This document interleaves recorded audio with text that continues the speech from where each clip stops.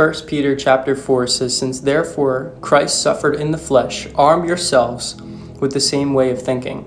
For whoever has suffered in the flesh has ceased from sin, so as to live the rest of the time in the flesh, no longer for human passions, but for the will of God. For the time that is past suffices for doing what the Gentiles want to do, living in sensuality, passions, drunkenness, orgies, drinking parties, and lawless idolatry. With respect to this, they are surprised when you do not join them in the same flood of debauchery, and they malign you.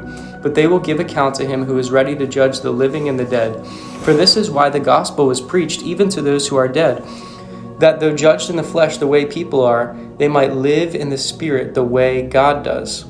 The end of all things is at hand. Therefore, be sober-minded and self-controlled for the sake of your prayers.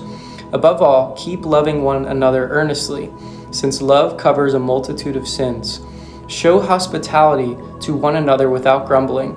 As each has received a gift, use it to serve one another, as good stewards of God's varied grace.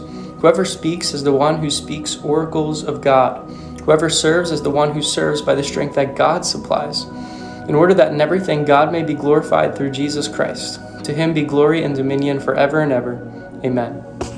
Beloved, do not be surprised at the fiery trial when it comes upon you to test you, as though something strange were happening to you, but rejoice insofar as you share Christ's sufferings, that you might also rejoice and be glad when his glory is revealed. If you are insulted for the name of Christ, you are blessed, because the Spirit of glory and of God rest upon you. But let none of you suffer as a murderer or a thief or an evildoer or a meddler. Yet if anyone suffers as a Christian, let him not be ashamed, but let him glorify God in that name. For it is time for judgment to begin at the household of God. And if it begins with us, what will be the outcome of those who do not obey the gospel of God? And if the righteous are scarcely saved, what will become of the unbeliever, the ungodly, and the sinner?